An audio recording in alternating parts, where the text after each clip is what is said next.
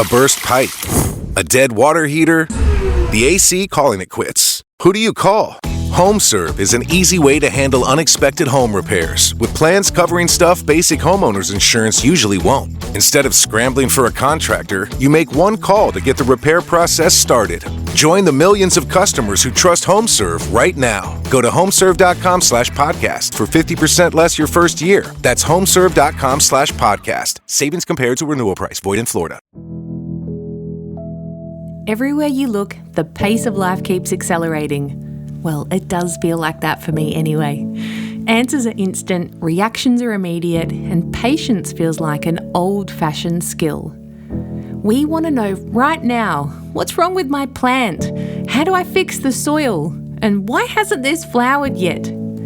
But some people are here to remind us that the world doesn't work that way. Wisdom takes time, and that sometimes the best things you can do is to simply pay attention. This is the Sentimental Gardener podcast, and I'm your host, Cass Dowding. In our podcast, we explore what it means to be human as told through our love of plants and gardens and the memories attached to them. Today's guest is Attila Horgosi, known to most as Attila The Horticulturist, a Canberra-based gardener, educator and advocate for sustainable horticulture. For nearly 30 years, he's tended his property in Bywong, New South Wales. It's a living experiment in patience, curiosity and care. But it's not just how he gardens, it's how he lives that's inspiring. Attila grew up as the son of immigrants who came to Australia in search of possibility. From there, he learned that the best kind of knowledge doesn't come from rushing to answers, but it's from slowing down and letting the world reveal itself in its own time. In our conversation, we cover how his family's migration shaped his philosophy of observation and humility, his career journey from bush regenerator to native plant enthusiast, all the way to gardening alongside his clients, why his home garden is affectionately called a plant zoo, and why his clients are his greatest teachers. If you listen all the way to the end, you'll also get the best answer I've ever heard of how someone talks about a plant or a flower that best describes them. It's just the best. So, a warm welcome today to my guest on this Sentimental Gardener podcast, Attila Horgosi. So today I am here with Attila the Horticulturist at his house recording in Bywong in New South Wales. So Attila, thank you so much for being my guest today on the Sentimental Gardener. As always, thanks for having me. I think we met through Instagram 4 months ago before I started the actual podcast and putting out episodes. Yep. And I put out a call for guests and to see, if anyone would be interested. And you were someone who said, yeah, I can talk about plants. Yep, I can talk. So that was so awesome. And then from there, I followed you on Instagram, and then I found out we have a mutual gardening friend in Annie Winters. Yep. And so I went for a walk around her garden once, and she was sharing with me that she quite often texts you for all her gardening questions, and yep, you're quite a source of knowledge. So I'm really excited to find out more about your story and about how you came to be doing what you're doing today. So yeah, welcome. Cool, thank you. So I always love to start these podcasts back in the earliest memories of your garden, and you're probably familiar with this question because you've told me you've listened to all the other episodes. So what are your earliest memories of being in a garden or a green space? Well, the finer details are a bit fuzzy because obviously they're a long time ago. So they'd be probably, I would have been probably getting close to 5, I would say would be my memory. And that's definitely on the balcony in Sydney, and it was full of pots growing all sorts of plants that a freshly off the plane immigrant would be growing. So peas, beans, tomatoes, compost pit in the back corner. So this is 47 years ago. So the balcony was full. And I just remember playing in those pots with my Matchbox cars, and it was like a little jungle. So Mum had created a jungle on this small balcony. So there were African violets, and there were which is, I don't know, it's a really weird thing. Mum loved African violets, but all vegetables. So, and like things like fresh peas. So it was always fresh peas, tomatoes, is what it's what I mostly remember her growing, just because they were taller than me. So she probably grew other things as well, like other herbs and other things that they used, probably spring onions and those sort of things. But I mainly remember the tall beans, peas and tomatoes were the main things, because you'd just go out and you'd just pick a pea off, or she'd pick off. So that's my earliest memory. And so we left the unit when I was about 11, because Mum was like, okay, like I've maxed out the balcony, so it's tapped out, so we need a house now. So then Mum went wild. Like the whole garden became a mixed garden of flowers, vegetables, fruit trees, just everything that she could grow. This was in Sydney, so quite a mild, very easy climate to grow things in. So everything just went up. So then we got chooks, then we got pigeons as well, and the entire backyard was all built up, all composted. Oh, they did a kiwi fruit, macadamia, every citrus you can imagine. We tried some like peaches, but it was just too warm for them. And also the other thing too is, which is really interesting, because we never had cut flowers in the house, but Mum grew so many cut flowers to take everywhere she went.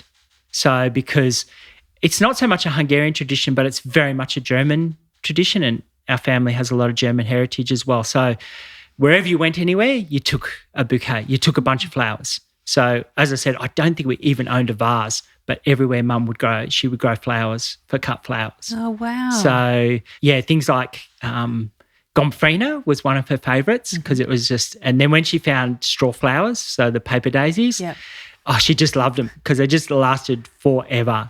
Like she'd just go, these are the best. And so, so they're the main ones. And then impatiens and pansies and petunias and all of those standard cottage garden plants that she would grow. So, and that was basically, I did that, and we lived right next to the bush. So we had a bush reserve. And then I started learning about, because one of Dad's friends worked for National Parks and Wildlife Service. So then I started to learn about invasive species, or plants that were taking over and why they were taking over and all the rest of it. And that's where I started bush regeneration. And so I started with the local group, and then I went to TAFE, learnt that, and then I went, wow, okay, and then got really deep into like the native plants, but then also really deep into the observation, because everything with weeds is all about observing and just taking your time with them. So because a weed tells you a story. Craig Castry says that really well as well. And so that's over 35 years ago, it's just observing, sitting down. I would sit in the bush. I would go rock climbing in the bush. We would go bike riding, walking, doing whatever, but it was all just being completely immersed in it and observing it day in, day out, through all the different weather, through the different seasons, was just completely observing what was happening, and then the little things you could do to change and stop the weeds from being a nuisance and all the rest of it. And then I was like, okay, I can't get a job in bush regeneration. So I was like, okay, I'll go and start working in a wholesale nursery. So that was an eye-opener, because that was back in the day where it was complete chemical warfare. Like it was just the stuff that we were using. A lot of it's banned now. Okay. So you can't use it anymore. When you're needing to get blood tests to check that your blood count was good, you know that this stuff was not good for you. Oh, that was part of the work. Yeah, well, I was health going, and safety. getting, so then I started TAFE the same time as one of the supervisors there as well, and it all changed to IPM, so integrated pest management. So all of a sudden, because some of the chemicals we were using were really expensive as well.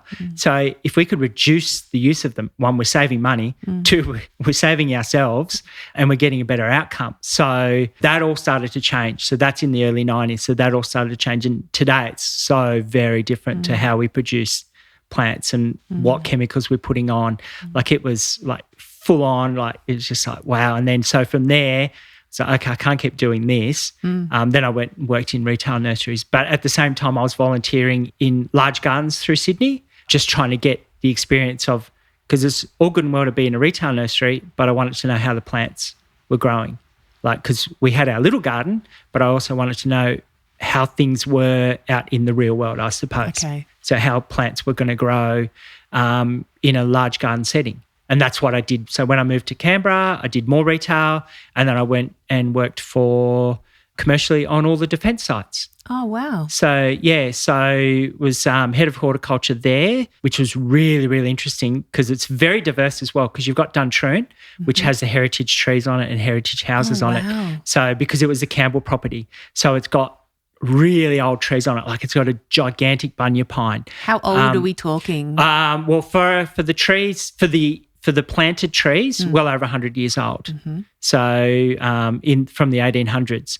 So the Campbells were merchants, so they used to share seeds around the Canberra region. So there'll be bunya pines down in Lanyon because they used to collect seed and bring seed and all the different conifers and things like that. So so you'll see different homesteads will have the same trees. Oh, cool. And particularly a lot of conifers because they travelled really easy because of the seeds. So you can collect the seeds and then they germinate easy, and then you can transfer them on and share them on and things like that. So that was absolutely incredible. Like that's just working with those trees and in that environment. And then I knew, I definitely don't want to be in the public service. I definitely can't work in there because it's just like regulation just drove me nuts. Wow. So what I did was I went and worked for the government nursery for 4 years. The thing that the government nursery did, what I found is they did training so well. Okay. So they actually, because they had the time, because you weren't there to make a profit like a business has to. Like you've got to make money. Whereas in the government, because once you've done your apprenticeship, you're out. Like that's it. You do your 4-year apprenticeship, you're off out into the wild, you let go, umbilical cords cut, and away you go. And it was brilliant because you could spend so much time training. And like you could actually get them in and you could let them fail and try things and do things, because it was just like, it was such a great environment, and because the knowledge that was there was incredible. Like, so were you teaching at this point? Well, I had apprentices. Yeah. So you had first, second, third and fourth year. Well, see, by the time you got a fourth year apprentice, they're already the ones training as well. So they're already, it's mainly the first years that you've really got to you've got to hold their hand, then the second year and then the third year, and then, well, hopefully you've chosen the correct person that wants to be there, because that's everything. Like if you don't want to be there, you're bringing everybody else down and you're bringing yourself down to go and do something that you really want to do. Like, because don't stick out something if you don't enjoy it. And then from there, I was just like, okay, all right, I can't do a toolbox talk every single morning. Like I can't do this anymore. Like it's just let's get on and just let's do it. And so obviously then I had to leave, and then I did landscaping and garden maintenance.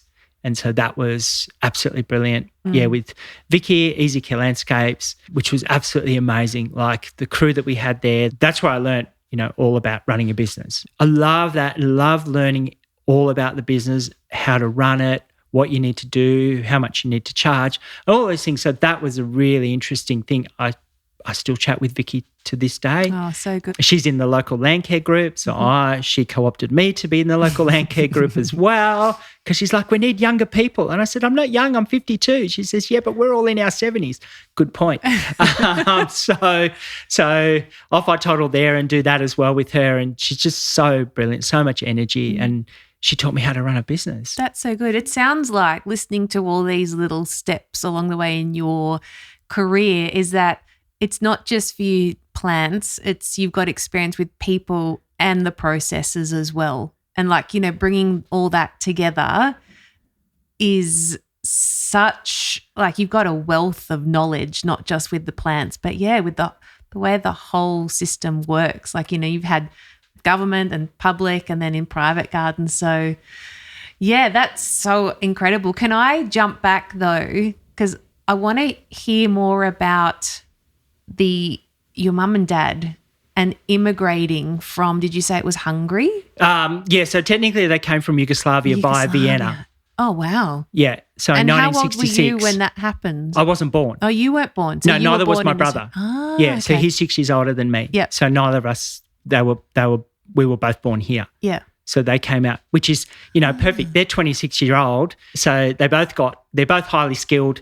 They're like, oh my God, Australia, 1966, we need young couples who are going to breed, who come with skills. So that's exactly what we need. And so Dad's which I found out later, Dad's very unique from from an immigrant's perspective, because as Europeans, they're multilingual. They're not bilingual, they're multilingual. Well, Mum could speak, so she could speak some Russian, Hungarian, Serbian, which was Yugoslavian there, and German. Wow. So, so there's 4 languages. Yeah. Same with, Dad was he was Yugoslav, Hungarian and German. Wow. And then because Dad went to work in Vienna, and so Dad's philosophy is that you go to a country, you learn their language, you don't worry about any other language, but you learn their language. Okay. And so as soon as he came to Australia, he's like, okay, I'm going to learn English as quickly as I possibly can, because I don't want to be on the factory floor for the rest of my life. Okay. So the quicker I learn English, the quicker I can be a foreman. So obviously Mum was working, but then once I came along, that was it. So then she was at home doing all the veggies, the cooking, and all of the rest of it. And was that having gardening or plants, was that part of their life before they came to Australia? Yeah, so within our family, we've got farmers. Okay. But see, where they grew up is an area called Vojvodina. So the villages there, you have your village, really tight, really, really normally on the rocks, on the worst possible ground. Oh, wow. Because you're not going to waste agricultural land. You're not going to waste land where you can grow. So the only thing that they specifically grew was a pig to eat. So the pig was down the back, which got all the scraps, and obviously they had chickens.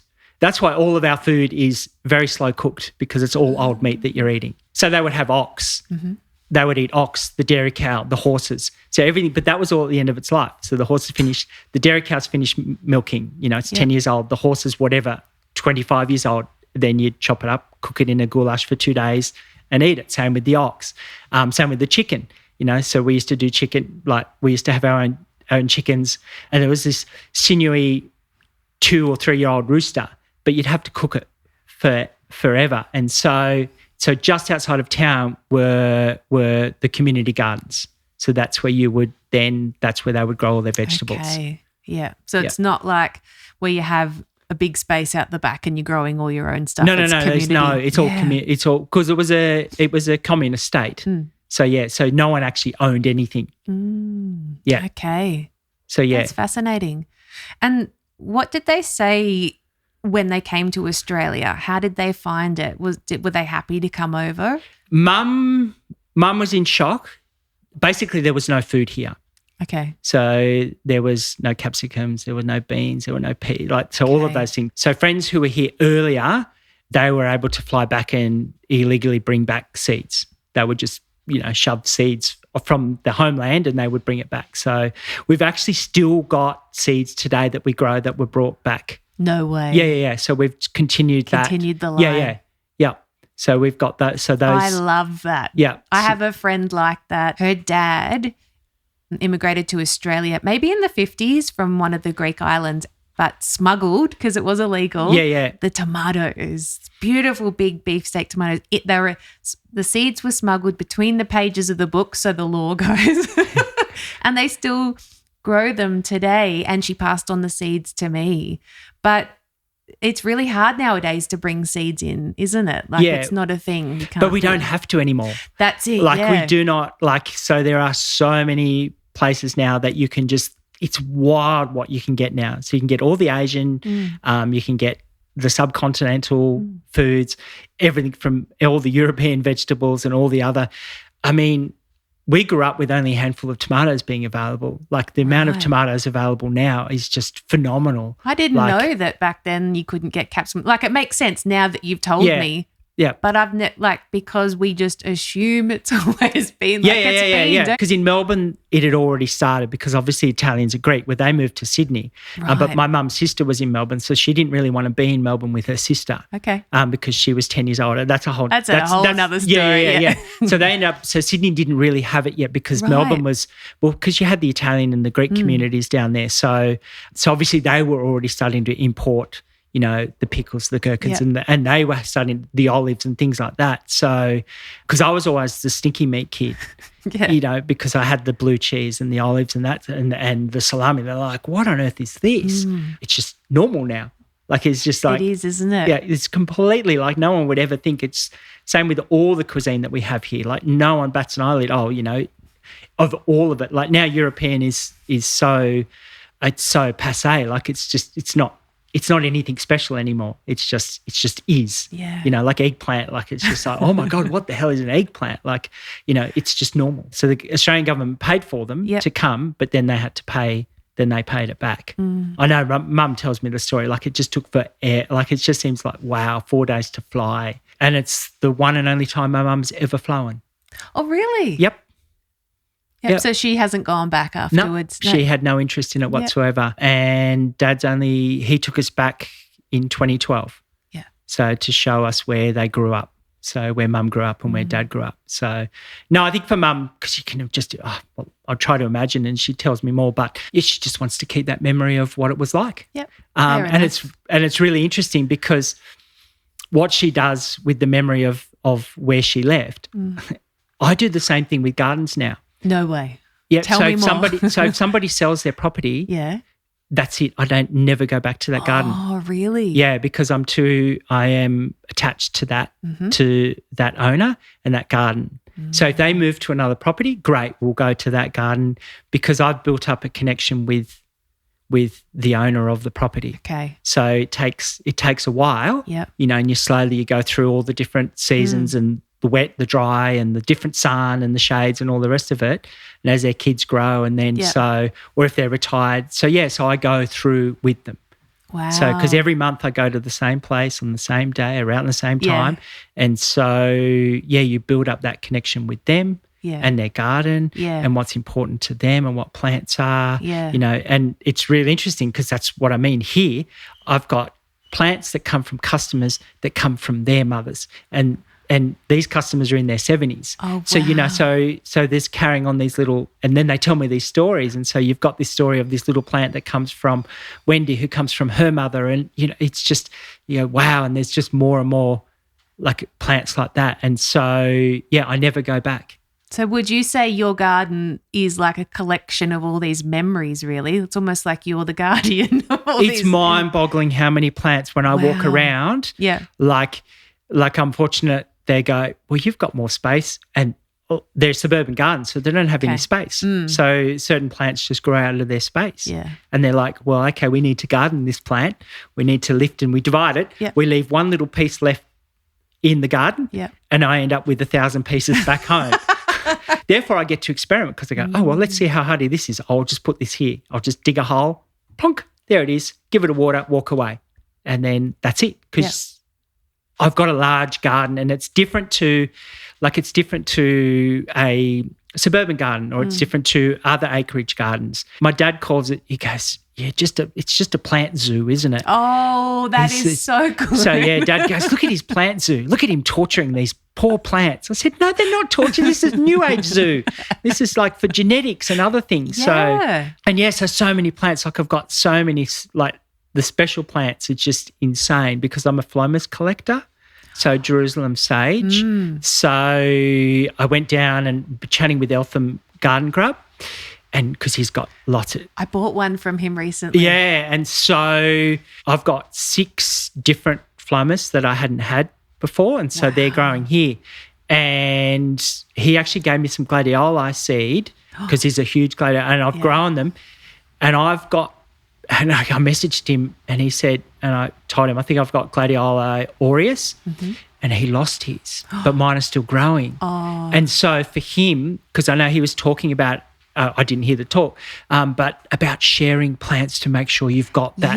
Yes. I heard the talk. Yeah. It was brilliant. And I think with the talk, it was at the Alpine Society of Victoria. I'm trying to think of the name as I go. And it was all about South African bulbs. Bulbs. And his talk was brilliant. And also the way he presented the information, because they were talking quite scientific and breeding, but just the way that, he shared was incredible.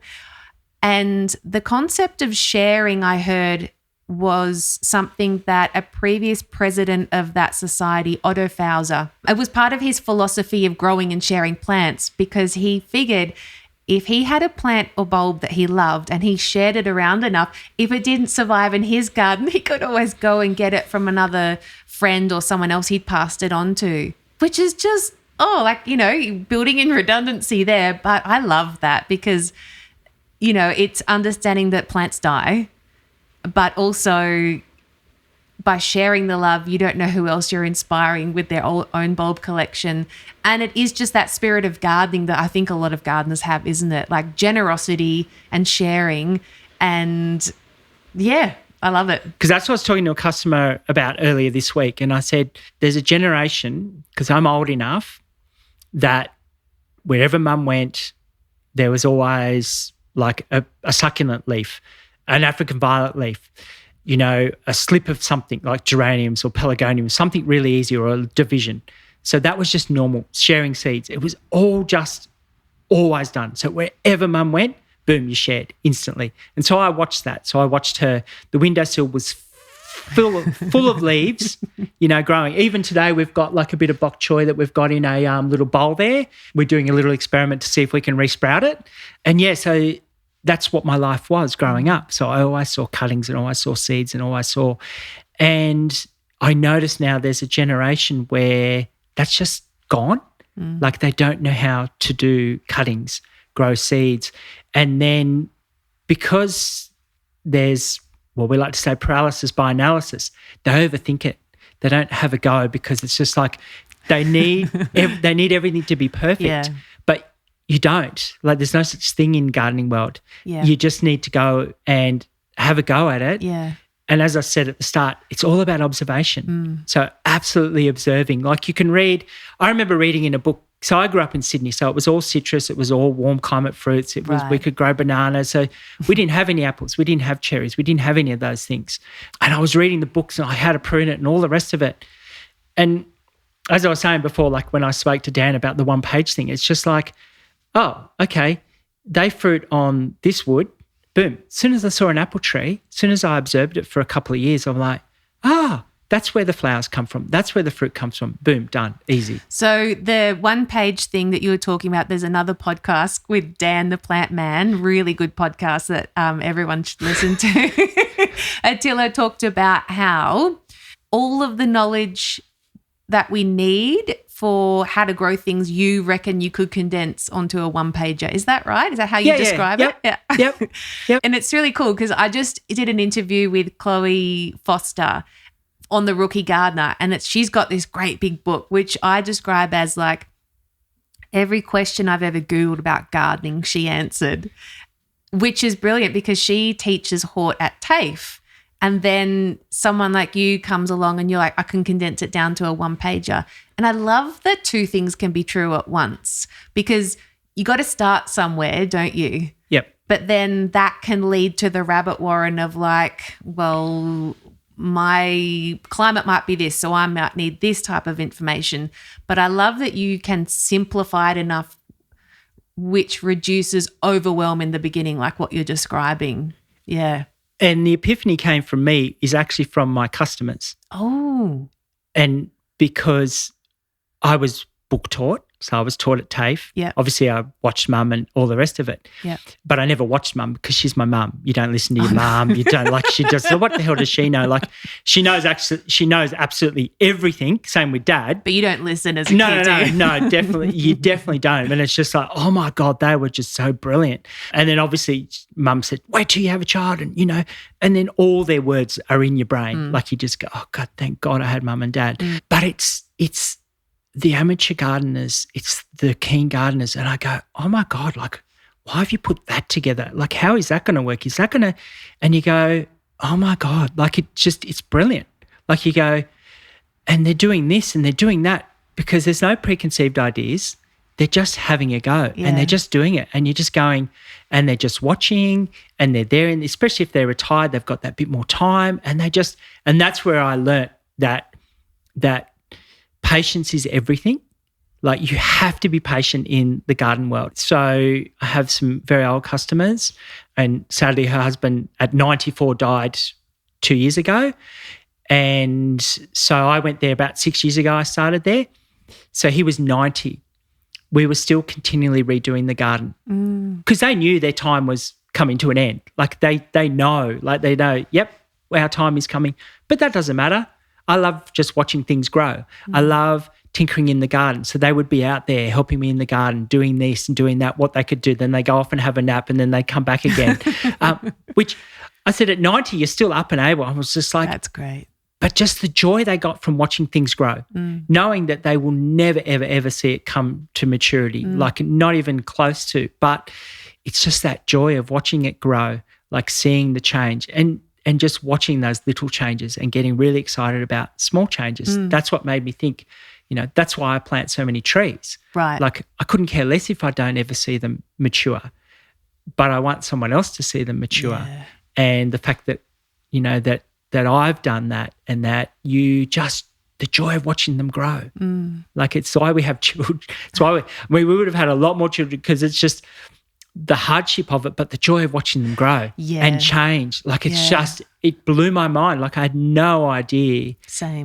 But watching anything grow. Like so anything living and just watching it grow and mature and change. And then for me, like plants are just incredible because they give me wood to heat the home. They give me food. They give me shade. They give me smells. They give me all these things, the sounds and all these different things. Yeah. Then the birds come and then they make me cry because they pull all the blossoms off. But then I go, but I'm here in their world, and that's fine. Like that's even though we go, God damn you, but it's okay. When the cockies are tip pruning something, that's what they're here for. Yeah. Like that's what they do. They tip prune. They're often looking for a little grub that's growing, that's living in the tip of the tree. So they need to eat. So they take the tip of the tree off. They're sharpening their beak. They're doing all these things. The galahs are making hollows. Like there's all these, the wallabies are coming in, they're browsing. The kangaroos are jumping on stuff. The rabbits are coming and digging. So there's just endless sort of things, But, I get rats and mice, but because I've got snakes, for 6 months of the year, I don't have rats and mice because they're all eaten by the snake. At this time of year as well, the lizards come out, so I no longer have snails or slugs to worry about. So having that environment for all of these things that we creepy crawlies or whatever they are, you've got to I take the good with the bad, because it just is. Yeah. But having enough time, years to just observe and watch what they do, and just stepping back and letting it do what it wants to do. And I suppose that's the gift of time, because I've heard a few times now you say that you're so old, but you're mid-50s and, compared to when we were teenagers or 20s, our bodies as we get older, we feel old. But what I'm hearing is that the gift of time means that you've done enough laps around the sun now that you've seen patterns and there's almost a predictability about how thing works. But also nature has shown you like your place in time, like you're a part of such a bigger thing. And what a gift. Yeah. It's so beautiful. I know my brother, he asked me, because we share the farm together, so my family and him, because it's 12 acres, so it's more than big enough. And, we talk about it, and he said, like, can you put a monetary value on the farm now? And I said, in the early days we did. Today I can't. Like he said, would you, and it was funny because there was a story came up like a couple of years ago in Western Sydney. There was a family there and he's like, I'm not moving. And it was all surrounded by new subdivision, and they're offering him like $60 million. He goes, but this is my home. And it's like, literally like I'm living the version of the castle. Like it's just, this is our place. You can see it's full of crap. It's got my wife's craft in it. It is a home. It's a living, breathing thing now. Like this is our place. Like if I can't live here anymore because I'm incapacitated or something, I'll leave, and hopefully my daughter will stay here and keep it on, because it's just, there's no money that anyone can offer me. Like it's just impossible. Like there's no figure. It's just all the blood, sweat and tears, and just that connection that you get, and it's like, it's so one of those things you can't really explain, but you just feel it. Because the exchange for you is more than money. So the land for you is not an exchange of monetary value. It's a give and take, isn't it? Between, like you said, you plant a tree, but the tree can give you back warmth. And those essential needs that we have to like keep us alive.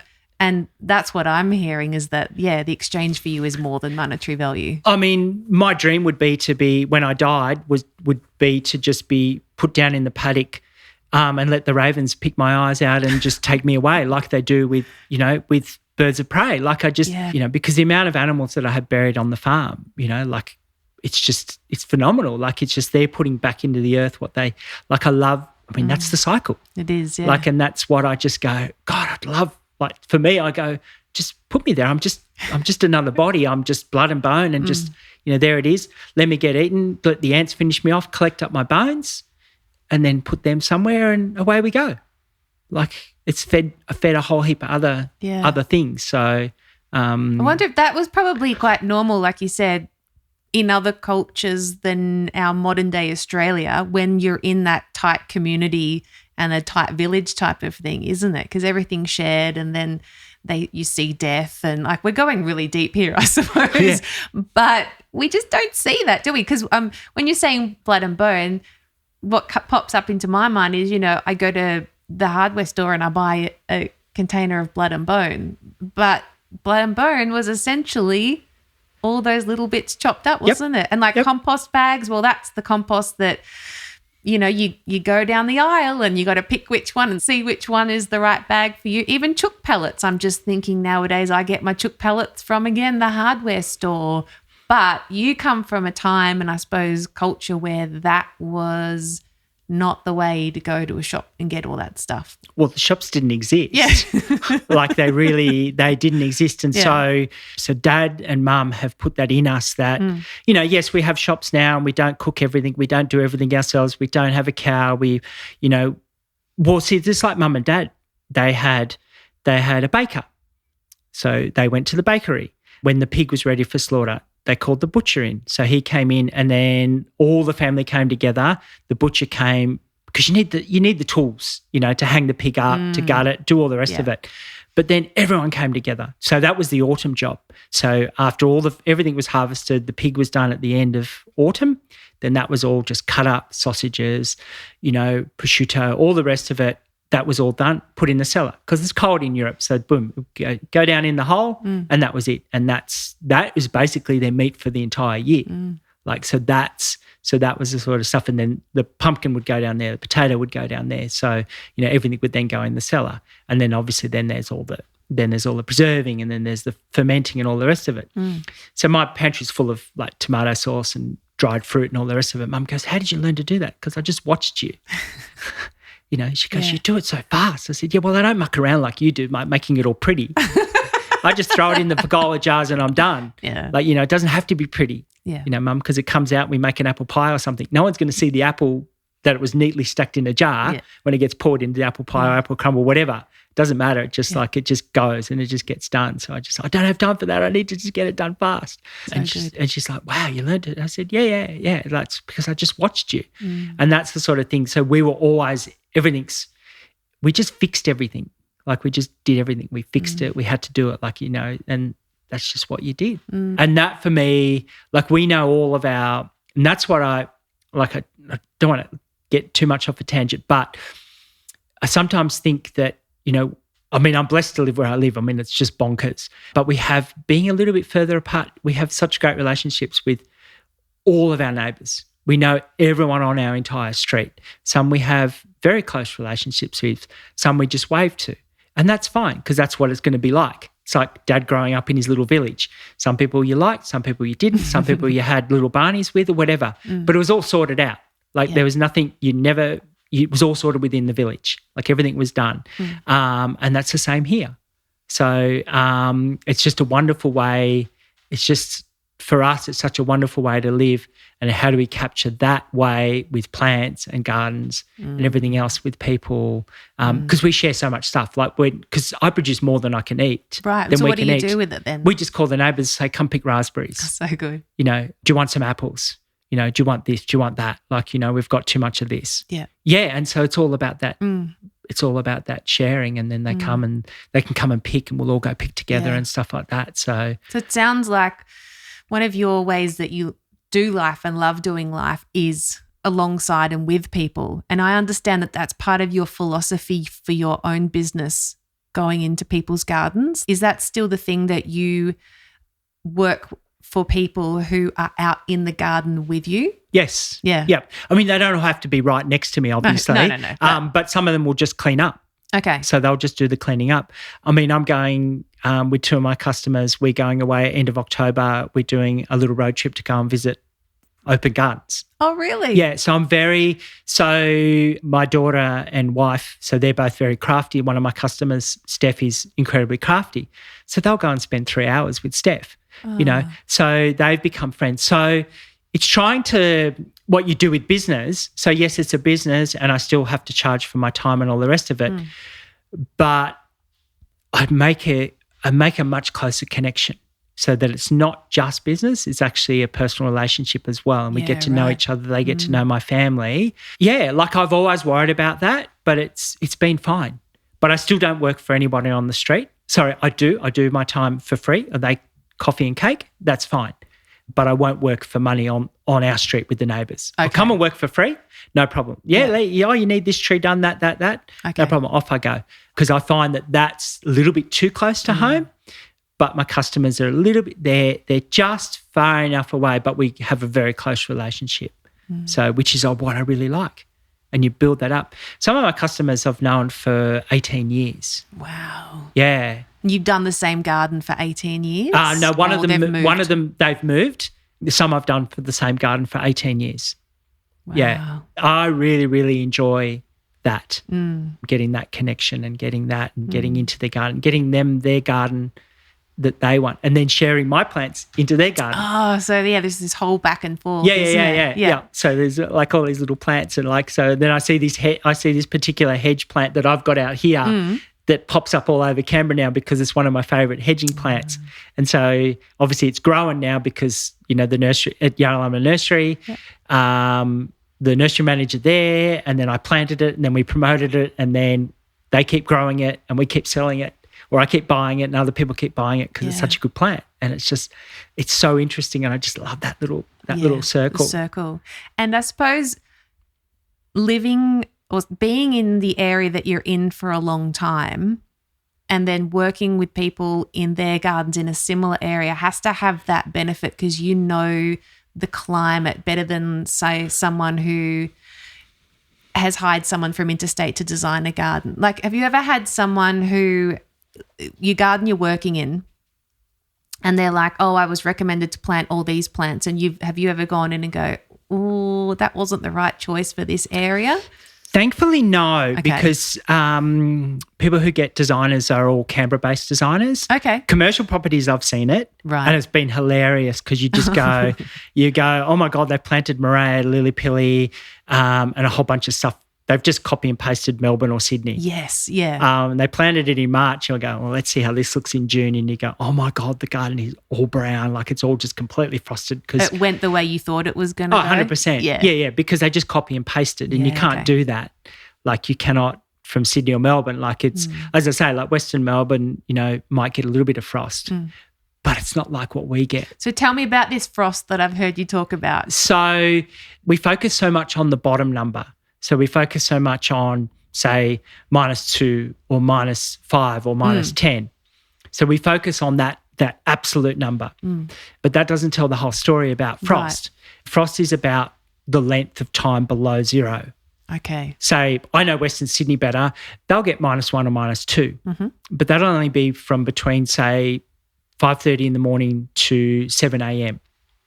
So when we had our 3 nights in a row of below -7 in Canberra, and there are multiple factors around this. Sure. Basically from about 5:30 onwards, it was already at zero, and it just got colder the whole night.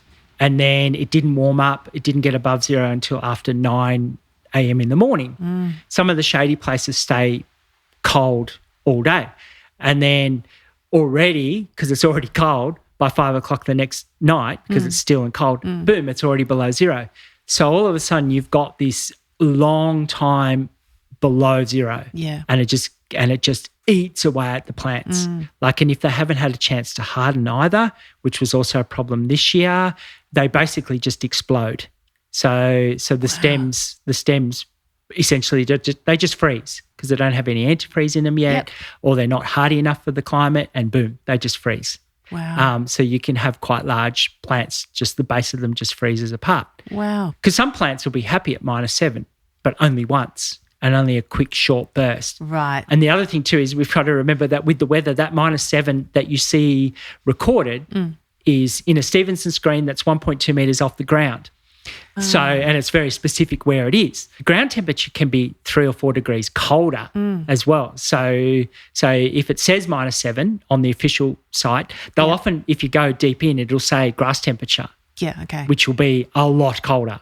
And so that's where the plants are. So that's what we need to be looking at rather than the high number. Okay. Yep. So not only do I talk about so we've got your macroclimate, your microclimate. Here we talk about the nanoclimate. Nanoclimate. Yeah. Oh my gosh. So it's really interesting. So, a boulder, the north side of the boulder will be different to the south side of the boulder because the north side of the boulder will capture sun. Mm-hmm. So you can grow a plant that you can't grow on the south side of that. It'll only be 40 centimetres apart. Yeah. But because it's on the south side, it gets no sun. Yeah. It gets the cold on it. It doesn't get any radiant heat. Those little things can make a big difference. Yeah. Water tanks make a huge difference. Okay. So having a full water tank in winter, I've managed to grow a few plants out. I've managed to get a clivia through. I've tried so many places. I've managed to get a clivia through winter here. Okay, and that's not normal. No. That's completely they go to mush. I can show you some of my agapanthus that don't exist anymore. They're herbaceous. Okay. And they're not supposed to be herbaceous. These are not herbaceous agapanthus, but they're down in a very cold hole, and they're completely mush. They'll come back, they're fine. Okay. But I went, that's fine. They can go away in winter. That doesn't bother me. But yeah, that's the differences. So that's what cold holes will do. But it's the depth of cold that you get. Then also it depends how much moisture you've got. So the drier the plant, the wetter the plant. So that'll all change things as well. So all of us in Canberra, Bathurst, Orange, anyone in the central tablelands or central highlands of Victoria, so anyone from Kyneton, Trentham, Myrtleford, they all understand cold. Yeah, they get it. Anyone north of the divide or on the divide, they understand. So they understand that depth. But Sydney, Melbourne, they just I look and I just laugh and I'm like, oh my God, you've got that growing? No, you're not. On our recent trip with my daughter through to Adelaide, I'm going, they're like, it gets really cold. I said, your citrus trees are out in the open full of fruit. It doesn't get that. It gets cold, it feels cold because it's windy, it's overcast. So to us it feels cold, but to the plant, they're in heaven, because it's not really that. The other thing too is to think about, especially north of the divide or on the divide, is our big daytime changes. So we can go from -3 to 21. So that's a big, and in then 24 hours or less. 12, yeah. So within 8 or 9 hours we can go. So I had a frost on Monday, so -3. So it's done a little bit of damage. And today's beautiful. It's windy. It's probably 21, 22. But within the same day we can have a huge change. But also in summer we can go from 38 degrees, and by the next day it's 18. Oh, wow. So huge, which is great because we open the house up, it cools right down and we go. So really, really big diurnal ranges. So once you start getting away from the coast, you start to get, so anyone on the tablelands, we all understand this. We all know we're so adept at finding those little nanoclimates. Yeah. We're all finding those type of things. I'm just sitting here listening. You just have so much knowledge about everything, not just the plant, but just climate, environment, bush. Where do you find information that you don't know? Who do you find inspiring? Who do you go to when you have a plant question? Well, Instagram has been fantastic for that. Okay. Yeah, that's been absolutely brilliant because there's so much knowledge on there as well. And the way that it's like any tool, the way you use it, the way and it's really interesting because say someone like Annie, as an example, I learned so much off her, because she asks such incredible deep questions. And so I learn off that by going, oh, okay. And then I just think in my mind. I learn about the weather because I'm a skier. Oh, okay. So you just got really deep into the weather because it's just, okay, what's the weather doing? What's it doing? Okay, we can go skiing now or whatever. And I'm a rock climber and a canyoner. So obviously with canyoning, you had to go, okay, what's the weather doing? Is it going to be a thunderstorm? Are we going to die today? Okay, no, it's raining too much. No, we're not going to go canyoning today because we don't want to die. And the weather is all around us, constantly, every day you're affected by what the sun's doing, what the wind's doing. So you're just affected by it every single day. But I guess where we are, we're affected by it a little bit more. And so I've just been watching it out my whole life. Yeah. So it's just what's the weather doing today? looks out the window, looks at the clouds. Okay, the weather's doing this. Because it can tell you everything. You look at the cloud, it'll tell you exactly what's happening. Like you can look in just when you look at the clouds, you look at the wind, you look at the sun, like you look at all these different things. It can tell you so much about what's happening. And again, it's observation and it's time. And so much, as I said before, so much has been disconnected from that observation. And I am so lucky that I had mum and dad who brought that observation with them. Yeah, okay. Because they're the original Google. Yeah, okay.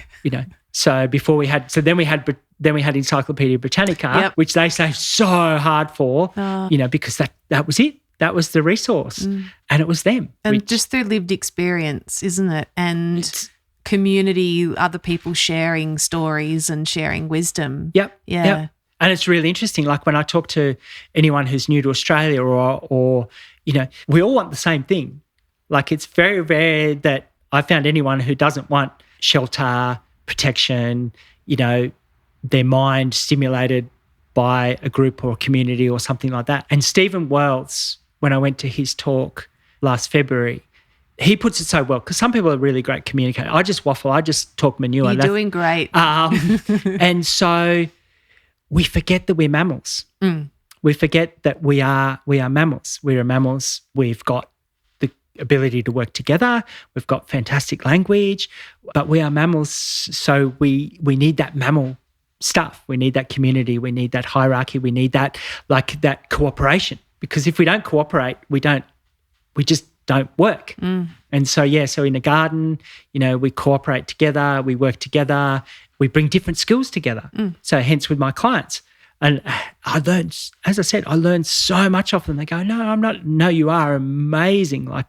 Because some of them have got 20, 30 years on me or more. Right. And you go, wow, 40 years extra information in your mind of what you've seen. Yeah. It's mind-blowing. I love listening to what they've done and what they've seen. One of my customers, she's like, I shouldn't have planted it there. And I said, it's a massive blue spruce now. It is huge. And it's just I said, no, you lucked out, because it's not on the north side. It's on the south side of the house. So it doesn't shade you. It only shades the road, so it doesn't shade the neighbour. So dumb luck played a great role here. And I said, I'm chaining myself to this tree if it, because it's not going. It's so beautiful. It's so old. It's so, because obviously the house will probably get demolished, but thankfully the tree will be protected because it's such an amazing, beautiful tree. And it's dumb luck things like that I learned so much of, just go, let's just have a go. Let's just plant it there. Let's just do it. Let's just not overthink it, because they never did, because they didn't have the internet. They didn't have an overload of information. Yeah. They had each other. So they had other friends, or occasionally they had one book. I remember Mum had the Reader's Digest, and that had the information and stuff that she needed. And that was it. They had the one book on gardening. And then I think we got the Alan Searles book. And that was it. That's all they had. That's all they had. It sounds like you're like a big sponge, and you just absorb information from everyone, and then you can connect the dots. And I remember one thing, I think it was Dick Smith who said it, and he said, it doesn't matter how many of the same shops are on that street. If you are the best, or you provide the best service, the best product, you will be the most successful. And so I can't remember how old I was, but I know I heard something like that a long, long time ago. So what I did for my entire life is I basically became a remorer and just stuck myself to the side of what I thought was the smartest person in the room. The person who wanted to give their experience, because life is just experiences. And so I just think of all the people that I've gone through who are just their minds are so incredible, and I could just take everything off them. So, my first job in Canberra, I remember working with Anne, and her knowledge because I didn't know Canberra, and I just sucked everything out of her. But we're happy to give it, because she's a bit older than me, and just boom, boom, boom, just like the next person. And now I'm at that stage where I can give all of that experience to other people. That's why I personally prefer the word experience over expert. And because often people get scared. And I was listening to Chloe Foster, and it was really interesting, because from a trade point of view, horticultural names, fantastic, because that's what we do. We learn another language. We learn a plant language, and that's our part. That's our sort of little thing. It's like our trade thing, and we can talk to. Yeah. But when I have clients and other things, and they're like, I said, you don't have to learn the botanical names because you're overthinking it because you don't know the botanical names and you're thinking you're not good enough to do. Don't worry yourself about it. It's okay. Yeah. Like, I will know the botanical names so I get exactly the right plant. If you're not sure what it is, I'll find out. We'll get the right plant because obviously you don't want to plant the wrong eucalypt. Yeah. That's really important. You don't want a 30-metre grow eucalypt when you want a mallee eucalypt. Like, it's really, really, that's really important.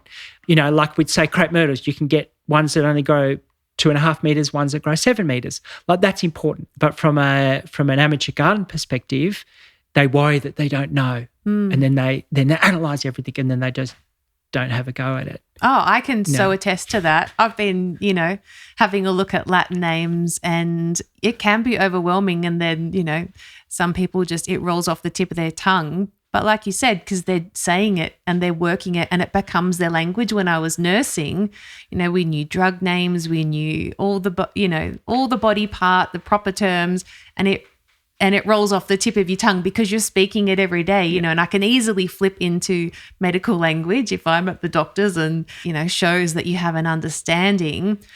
But I remember as a nurse, if you talk in that way to a patient, it can be actually overwhelming and puts them in a position where they feel like they're not at an equal level with you because, can come across as like, the expert and then the patient. But when you're trying to empower someone, you want to meet them where they're at. And that's what it sounds like you do. Yeah. You meet your clients where we don't want to at. be condescending. No, that's the word I'm looking for, condescending. Yeah. So it's a balance, isn't it? Because, we're learning to love Latin names, or I'm learning to love them. But what is the goal of what we're trying to do if you're trying to encourage someone to start gardening but they're finding it overwhelming, so that stops them having a go?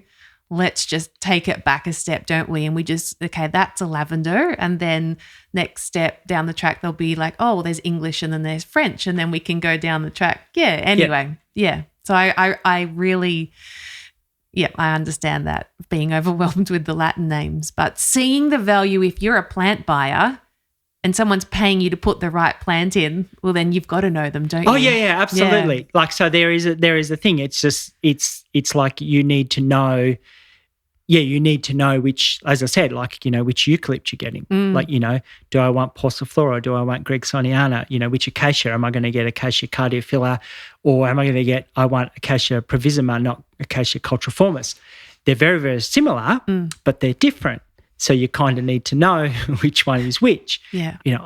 And I remember this from one of my TAFE teachers. He said, because when we did TAFE, we had to spell them correctly as well. Oh, wow. Everything had to be spelt correctly. You couldn't just go to Google I do and then copy and paste and put them in. All had to be spelt correctly. And what was really interesting is I remember him saying, he says, me personally, I don't mind if you get 1 or 2 letters wrong when you spell something. So long as you bring me a Belia cross grandiflora, that's what I want. If you've spelt it, if you've forgotten the X but you've got the right plant, I'm okay with that.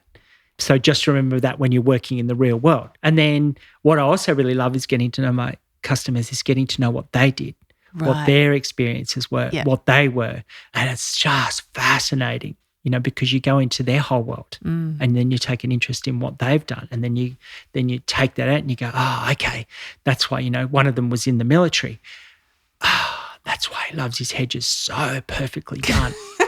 That makes sense. Why we have spirals, why we have clouds, why everything is just as it is. That makes complete sense, because when military people fold up their socks, army people, it just is. Yeah. Whereas I'm not that, but I can do what he wants or what they envisage for their garden, and that's completely fine. And it's so awesome learning what they've done. Yeah. I have another one. He was a submariner, but he was an engineer. Okay. So, and he was on submarines and warboats for a very, very long time, but he was an engineer. Yeah. So he knows. So he's got an engineer's brain, and it's really interesting just bringing him back into the natural world. I said, we can't construct a plant. We can't weld it. We can't tap it. We can't put a bolt on it. It has to grow, and we just have to be patient. And so that's what I teach a lot of, because obviously I find out he's an engineer. Perfect. Engineers, when you're on a sub, it has to all be absolutely, because otherwise you die. Yeah. When I say with plants, we don't die. Or if we trim something off, we start and it's just like getting to realise the organic nature of it or things like that. Like, it's just, when I worked in retail nurseries, someone would come in and they'd bring a leaf in and go, what's wrong with my plant? And they go, and I said, well, how much of the plant, is this? Oh, it's only this leaf. I said, problem solved. Beautiful. Done. You've picked the leaf off. It's okay. Like, look at my face. There's spots and other stuff on it. It's okay for a plant to have a spot. It's okay to have this.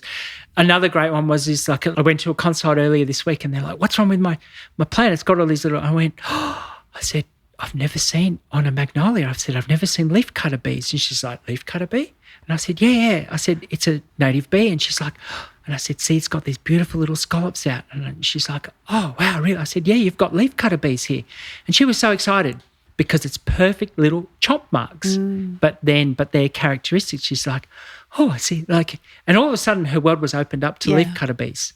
So everything's different, because it's just like, it's not something. And I said, well, that damage there, that's snails. But they said, that's fine. Just don't worry about it. Like, they'll have a little nibble and away they go, because they love magnolias, and they'll have a little nibble and they're fine. And I said, trust me, when you get possums in, then you'll know it. But snails and the leaf cutter bee, that's a win. And she's like, oh. She's like, thank you. Yeah, so much of what you're doing is educating as well, isn't it? Yeah. So just again, it's so observational. Like, I keep coming back to it. Observations. It's just watching. Like, just constantly just watching. So learning through watching, which is kind of a bit different to what we're becoming used to, because we're going to Google and then generative AI. So we go for the answer. But I love that gardening is showing us that we come from, or we are a species that has learnt through millennia, through observation. So that's just so beautiful. Like the curly carrots that Chloe talked about.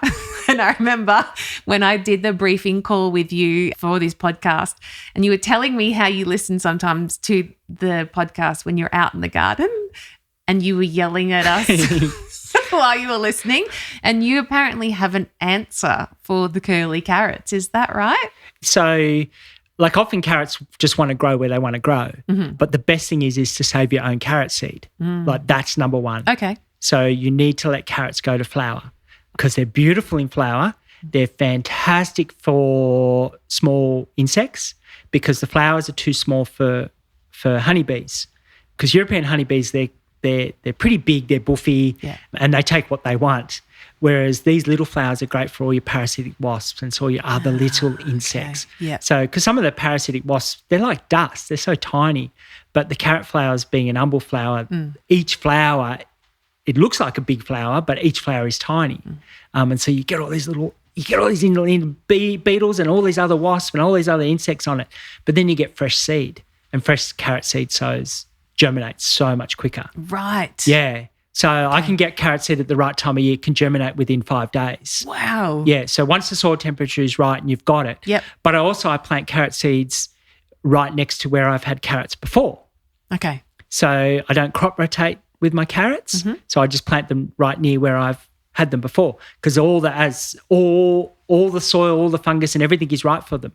So good. Yeah, all I will do before I plant carrots is I will get a long pitchfork and I will just push the pitchfork into the ground. So just to gently, if it is compacted. Yep. If it's not compacted, I don't worry about it. Okay. So if it's got compacted, mainly for me and my soil, it'll get compacted when I get a lot of rain. So because of the type of soil I have. Yep. Because I don't bring in very much. So everything has to be, I do bring in some things, but virtually everything has to be produced here on the block. So I will make my own worm, which is just gold. I will bring in some mulch and a little bit of compost, but as little as I possibly can. So I try and use the plants to do all of that. So pitchfork, just pushed in, that pushes any rocks and stuff out of the way, and then you get nice straight carrots. Amazing. Yeah, so but good. Fresh seed, like fresh that's seed. The key. Okay. And then you've got so much seed that you can just broadcast 1 billion seeds out there so that you'll know that you'll get enough carrots to grow. So good. And so it's so awesome. So yeah, fresh seed with carrots. Okay. Definitely the key. I'm going to do that this year with the kids. Yeah, and the flowers are beautiful. Yeah, they are, aren't they? But don't go Queen Anne's lace near carrots. Yeah, because then they will cross-pollinate. Yeah, because Queen Anne's lace is the same as a carrot, just an ornamental one with a wider flower. So just don't do that. Okay. So yeah. So there's so much we could talk about. Oh my goodness. But I haven't even got to your sentimental plants yet. Do you have 3 that we could talk about? I do. You've got a million. Yeah. Can we reduce it to 3? We did. And so you did preempt this and you sent me, you asked me this, which is great. And my God, I've chopped and changed so many times. So I do have 3. So my daughter's named Cherry. Yeah. So obviously cherry trees are highly sentimental. I love the fruit. We don't get fruit every year because the weather or something mucks them up, but they're such a delicacy. When you have a fresh, fully ripe cherry off the tree, it's just incredible. I actually have her cherry tree through the maples here. As you look out the kitchen window, there is her cherry tree. It only has a handful of blossoms on it at the moment because the parrots came through and they debudded it all, but my wife's placenta is buried 60 centimetres below that cherry tree. So the tree itself is beautiful. I mean, it would be lovely to have the blossoms on it like it could possibly have. Yeah. But it's such a lovely shade tree, it's such a beautiful tree. Plus also that particular cherry tree comes from Nara, and Nara is the sister city of Canberra. So there's like a little funny connections there with that. So beautiful. So the cherry tree is definitely we just love the cherry tree. And plus we used to come down to Young from Sydney to collect cherries. Okay. So that's a very, very early memory of walking the orchards and going, oh my God, I need to live somewhere I can grow my own cherries. Yeah. So I would have been like 8. Oh. So I knew already I wanted to be in the country. So somewhere where I could grow my own cherry trees. Yeah, and so good. So many years later I did. Then it's the yellow box, the eucalypts, which are the big ancient trees on the farm. Because this is the only block I looked at. So we came in, we drove in, and I saw the yellow box and I looked at the age, I looked how big they were, and I went, I need this to preserve them, to protect them. Right, okay. How old do you think they are? Some of them are well over 200 years old. Wow. Probably some are approaching 300 years old. What? Yeah. So they are... because they're not the fastest growing trees, but they can live for 500 years. And looking at some of the photos of Canberra and some of the old homesteads, and the trees are still there, and they've got photos that are over 100 years old, and the tree is the same size as it was 100 years ago. So because you can't age a yellow box by its rings, because it's not like so drought and winter will affect the growth, so they won't grow evenly every year. Okay. So they don't have a shutdown period. Yeah. So they grow when conditions are right. So whereas a deciduous tree, boom, it stops. So it stops, it does its thing, and then off it goes again in the spring. So it sets that nice, really nice ring. Yeah, so the yellow box, I'm just like, oh my God, there's no children. All there was ancient yellow box here. So there was no other generation. And I'm like, we're going to lose them if we don't get another generation. And so that was my bush-agen thing, and that's just my love of trees. Yeah. And they just, again, that age, there's something so beautiful about them, the way that because you just can't replicate age. You can't do it. Like, just, oh God, I must save these. I must have this so they can have friends around them and be happy and all the rest of it. And then the other one, like I said, there are so many. But the other one, this is just, again, just me being like dumb luck. There's a rose called Wedding Day, and I had no idea. So I got married 19 years ago. We got married in November, end of November. I'm like, what was I thinking? Like, it was just too hot, potentially too hot. But anyway, the Wedding Day rose the following year, I went, oh my God, it flowers on our anniversary. Oh, that's so cool. Like it's really like I went, oh my God, look at our rose, it's flowering. Like, it's just like, I didn't plant it for our wedding. I didn't like none of that. Like, I didn't plant it for our anniversary. I didn't plant it I just loved the white flower and that it's called Wedding Day. And then the following year I just happened to, and so now every year since I've been tracking it. So I can see some years it's just finished at the end when our wedding anniversary is. Some years it's just starting to flower when our wedding anniversary. And then some years it's like bang on, right, it's full flower right in our wedding anniversary. And I find that just so awesome, just because it's a real trigger. You know, one, it's called wedding day, one, it's at our wedding anniversary, and two, it just shows exactly, you know, what had happened, you know, 3 months or 6 months beforehand for why the rose is where it is at that particular point in time. And I just love it. I love that it's called wedding day. I love that it's so hardy. I love how it has ebbs and flows. A bit like a marriage. Exactly like a marriage of 19 years or anything. And it also means that it needs a bit of tending. It needs a bit of tending, like a little bit of tending and a little bit of love, like just like any relationship does. It needs that. Every now and again I'll walk past and it'll just grab me and it'll scratch me, but it'll go, I just need this little bit trimmed off me, or I need this. Can you just do this? Because it's also, and you just, you know, and you just tend it. And it's just like, I couldn't believe it. It was so serendipitous when I was like, this is called wedding day. And I was just like, and I didn't even, as I said, like it wasn't planted for our wedding. We didn't plan anything for our wedding because we were still building our house. So I didn't plan anything. I didn't think of anything. I just like, oh my God, wow, it's in flower. And I could see it from our bedroom window before everything else had grown. I'm like, what is that white flower down there? I'm like, oh my God. It's a rose. Oh, that's such a beautiful story. Yeah. So I love that. So yeah, that was a really, like, as I said, I thought about all the different trees. It was just like, wow, what can I pick? And I just thought. I love it. And I kept changing. I thought, no, that can be, because that's a pretty special one. That is very special. Yeah. Oh, thank you so much for sharing that. That is so good. Well, that's all right. It.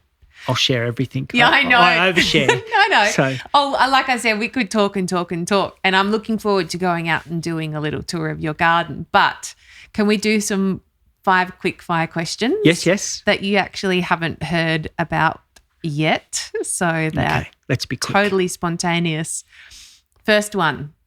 If you had a time machine, would you go backwards or forwards in time, and why? Oh, backwards. Okay. Oh, God, just to see Australia 250 years ago, like just because all the bush areas that I've gone to, definitely backwards, like definitely just going and seeing, you know, I mean, I know just being able to drink out of every single river and stream in Australia and know that I'm not going to get sick, like that just as a bushwalker would be absolutely mind-blowing. And just to see the forest giants that we don't have anymore. Like we still have a handful, but just to go and see, those giant trees that are now no longer in existence. So, I'd have to go back to then.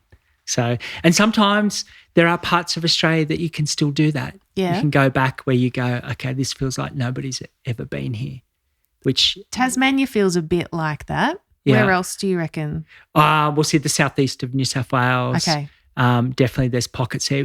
Anywhere where you have to walk and you've got to really hurt yourself to get there. It's really, really special like that.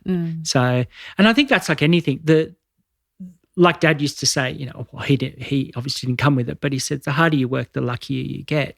So some things, a bit of adversity really makes you appreciate something.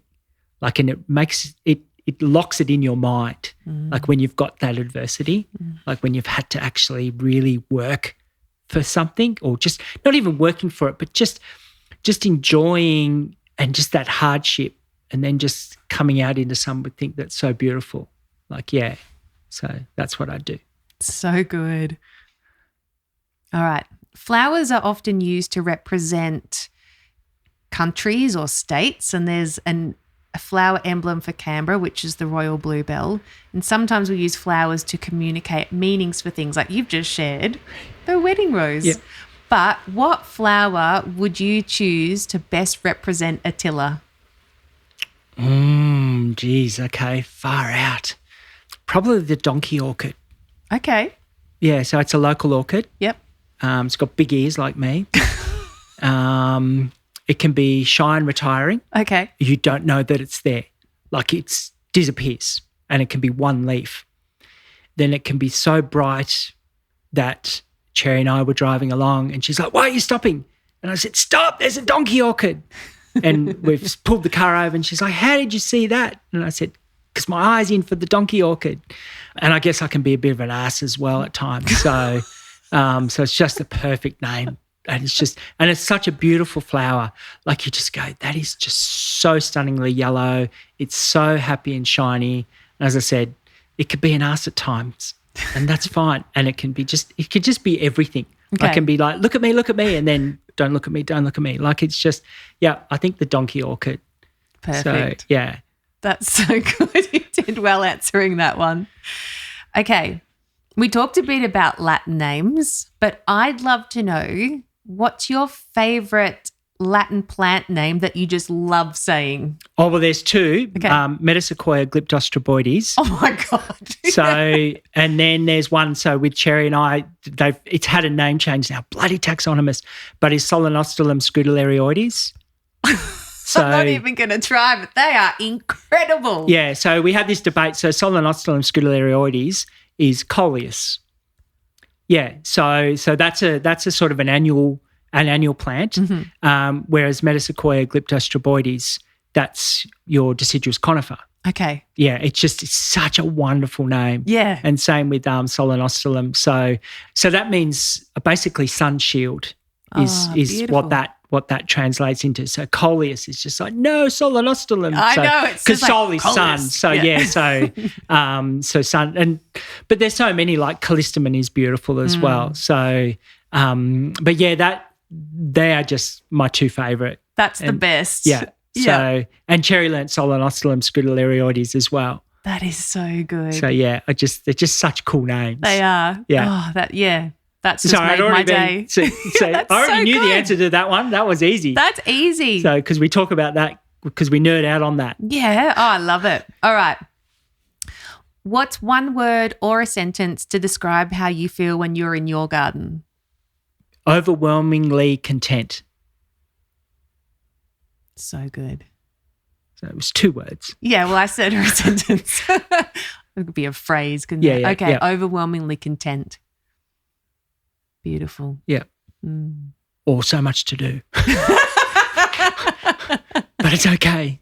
I've got tomorrow. Overwhelmingly, and then you just put content to calm yourself down. Yeah. So good. All right, last one. One person, alive or dead, that you would love to sit down with and hear their garden stories. Ferdinand von Mueller. Ooh. Yeah. Why would you love to sit down with them? So he was the first botanist for the Melbourne Botanic Garden. Oh, cool. Yeah. Yep. So, and he was all about, because they were removing all the eucalypt trees. So, because he came from Germany, Germany was already at the time managing their forests, like for timber and harvesting. And he's like, what are you doing? Don't just cut it down. Like, you got to protect, like we've got to protect these trees and there. And so to just, like, reading his story is just mind-boggling. Like, he was sending specimens back to Kew Gardens because that's what you did. And they were very cross with him because they're like, you need to come with your specimens and you need to check our collection to see if those specimens are already in the collection. He's like, well, I don't have time to do that. It takes 3 months to get there, 3 months to come back. Can't you just, like, do it? And they're like, no. There's a lot of politics in it. Okay. A lot of, like, which is no surprise because him being German, him being forthright, him being going, I want to be efficient, but also, he was a botanist. So he was very different to what the garden wanted to be at the time. So, but he's wanting to protect and stop them from removing these forest giants was just like, when I read that in a book, I was like, that's just amazing. Like, that is just absolutely phenomenal. And then what they did to him once he was at Kew, he basically got sacked.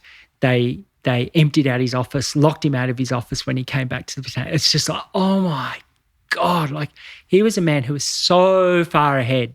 Like, he was just thinking so far ahead. No, we need to preserve these. These are so important. These are, because Melbourne water is there. And I was just like, oh my God. Like, so we forget about, obviously there were pioneers, or they were doing wheat or sheep or, all these other fruits and all these other things. But he was like, no, we need to protect these trees. We need to save these. Like, these are really important. Like, yes, we need timber, but we need to manage it and we need to look after it. And I'm just like, yep, he sounds like really awesome to I wish I could have, but I guess I suppose other people have done research for me and I can read about him. Yeah. But it would be really awesome to have actually chat with someone that was that far ahead as far as protecting. Well, I know from sitting with you today and meeting you in person for the first time, that is so much better than talking over, Instagram or DMs, or that is great. But it's just been such, a joy and an honour to meet you and hear your stories about bush regen and your parents and all the flowers and all the knowledge. So I just want to say thank you from the bottom of my heart for being just such a special guest and being so willingly to come on and be a guest of the Sentimental Gardener podcast. Well, no, you're welcome. As I said, anyone who puts their hand up and goes, can someone help me? And I'm like, I think I can. Yeah, I'll give it a go. Like, why not? People they'll just learn so much. I've learned so much, so I'm hoping that other people are going to learn, even just if it's one thing from your stories today. Thank you, Attila. Oh, you're welcome.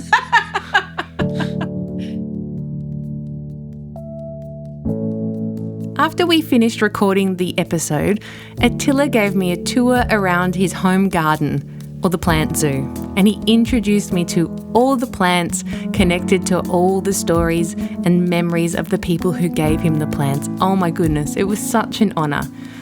But it was also a front row seat into observing someone who thinks so differently.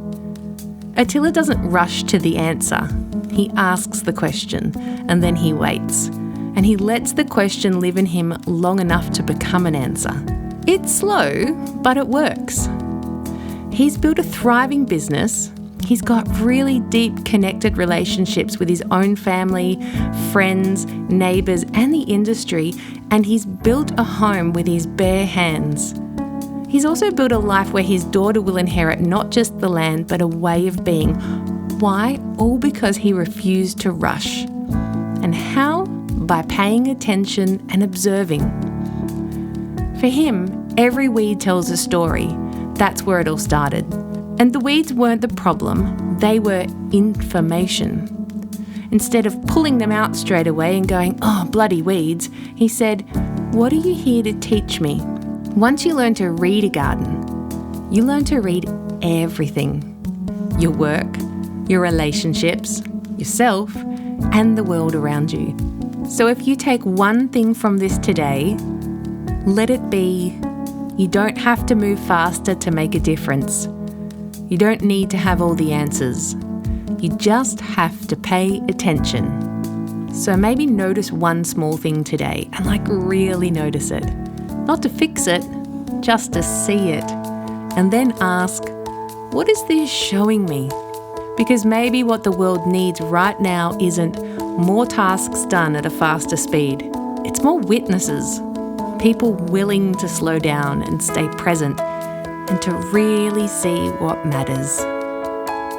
If you love this conversation, please consider leaving us a review on Apple or Spotify. It really helps other people find these stories. And then come find me on Instagram at @the_sentimental_gardener.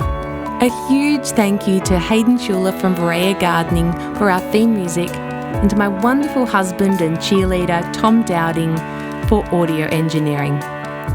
This is The Sentimental Gardener, produced and edited by me, Cass Dowding. This podcast was recorded on the traditional lands of the Ngunnawal and Walbunji's people. I pay my respects to their elders, past, present and emerging.